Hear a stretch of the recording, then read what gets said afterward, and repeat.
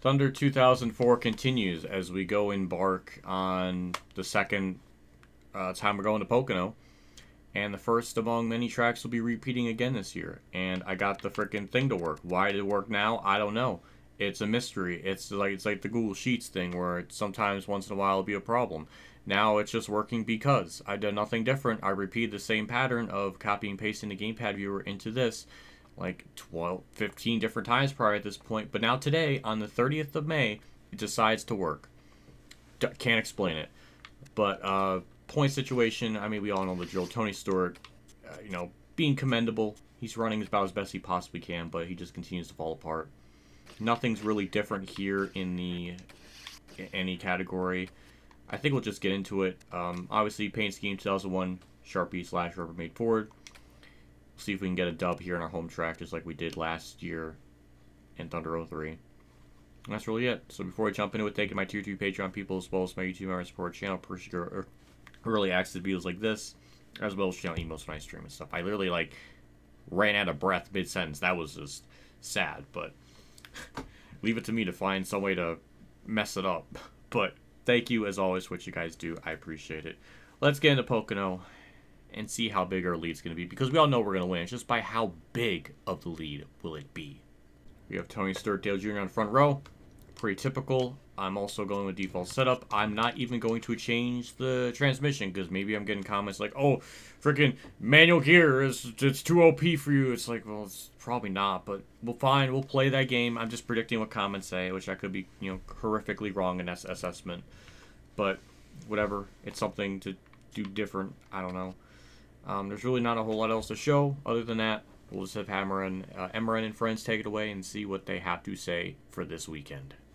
Welcome to Pocono Raceway, located in the heart of the beautiful Pocono Mountains, for today's Pennsylvania 500 on MRN. This track produces some of the fastest racing of the year, but it also presents some special challenges to the drivers. The corners here at Pocono can be absolutely brutal, and gear selection is crucial for those long straightaways. The drivers that'll do the best are the ones that can set their turns up correctly and slingshot out of them for that extra boost. Steve Park really needs a good finish in this race. He's got a long way to go on the points list. And of course, nobody wants to be on the bottom of that points list. You'll have to work extra hard to pick up spots. Not an easy task to dig yourself out of a hole in this series.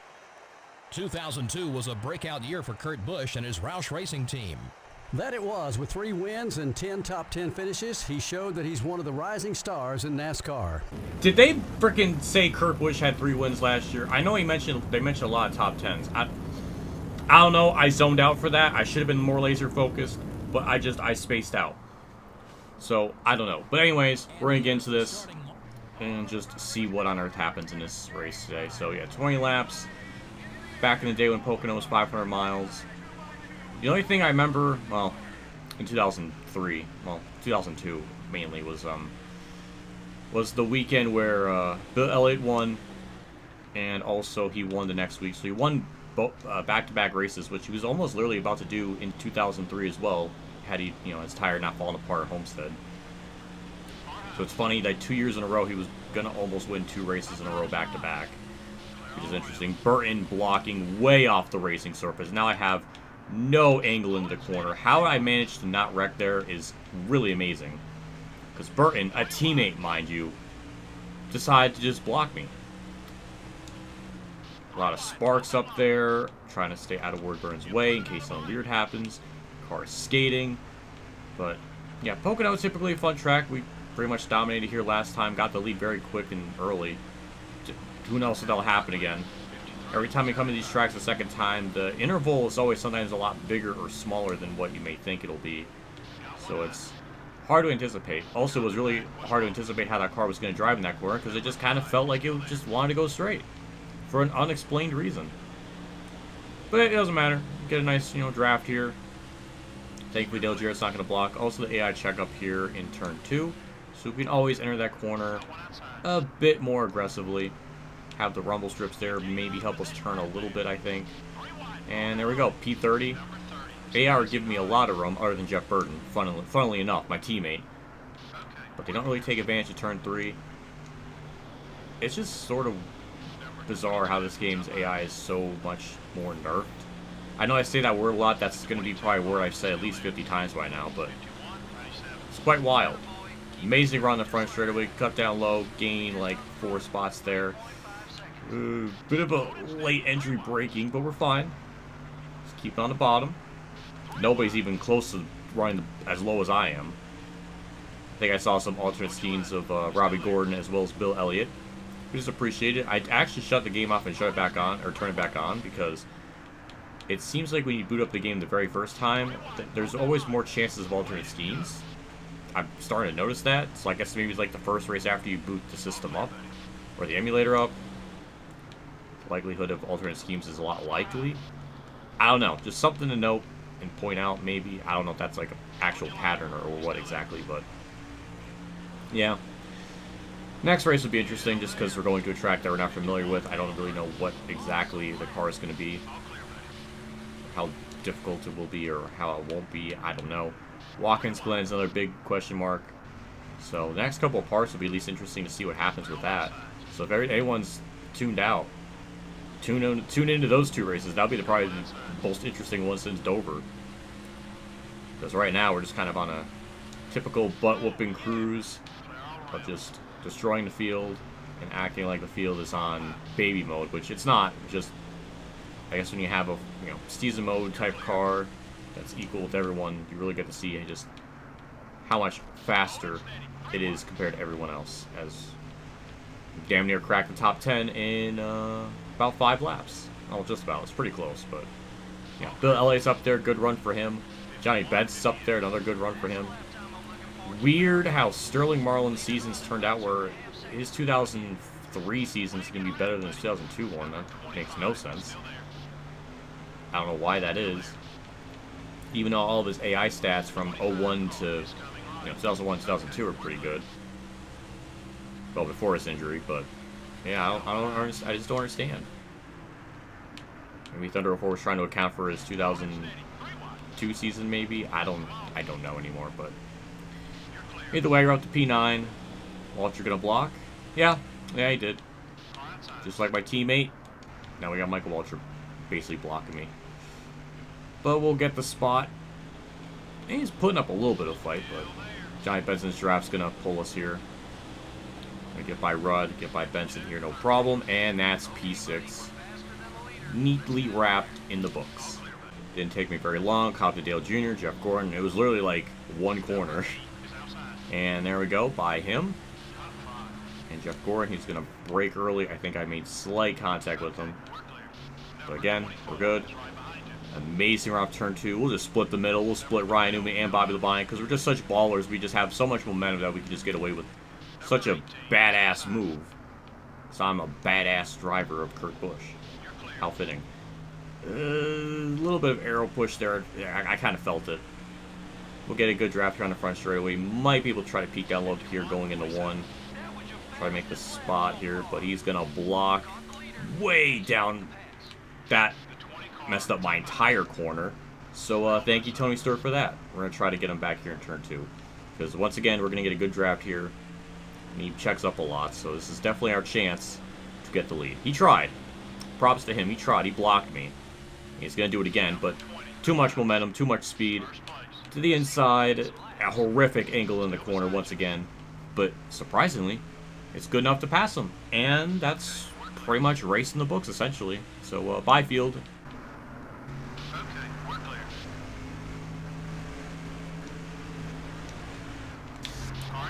Well, that's an oopsie doodles on my part. I pushed too much. Didn't really feel like I was doing that too hard, but yeah, that's my fault. But we're pinning next time by anyways. Alrighty, pin this time. Stand there for a tire stop. Maybe we'll have to repair damage with that wall hit. I'm not really sure if that's going to matter. Apparently not, so no repair, and then that's it.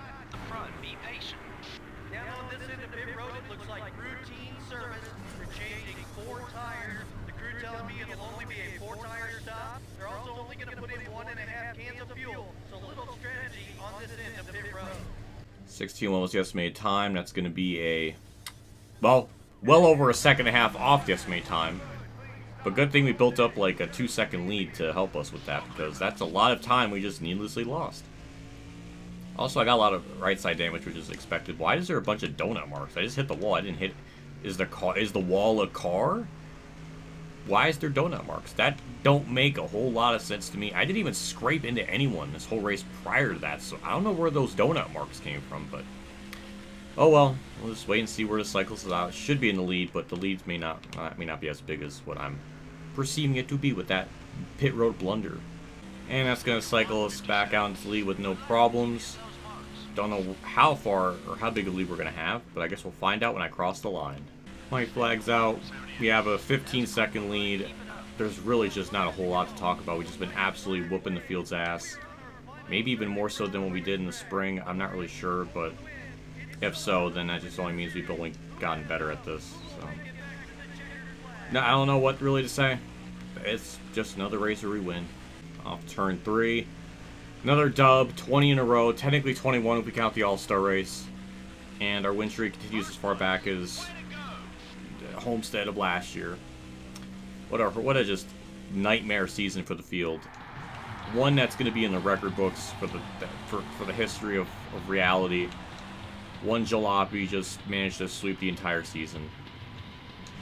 I don't know, but hey, we got another dub. And it's at my hometown track. That's cool. Well, another Pocono trophy. It's the Eagle. I'm kind of surprised both look the same. I don't know why I was thinking one is different from the other. But hey, we got two of the same. Yeah, it's definitely the road course. Don't know why we're unlocking these now. We've unlocked these a long time ago, but I guess in this random save file, I don't know. It doesn't have it. I don't understand it. But hey, we won by 1778. 17 seconds, 778. I mean it's almost American, but I mean that's pretty damn close. That America Eagle. Oh my God, we almost had the perfect thing. It was 1776. That would have been like freaking amazing, but whatever. We won by a smack ton. We led 10 out of the 29. The other 9 was from Tony Stewart, then 1 from Jeff Gordon. Oh my God, he finally did it. Jeff Gordon finally is ahead of Ricky Craven in the laps led category. It took him freaking 20 races, but he finally surpassed Ricky Craven. What an accomplishment. Bill Elliott, top 10. That's good for him. Ricky Rudd, 10th.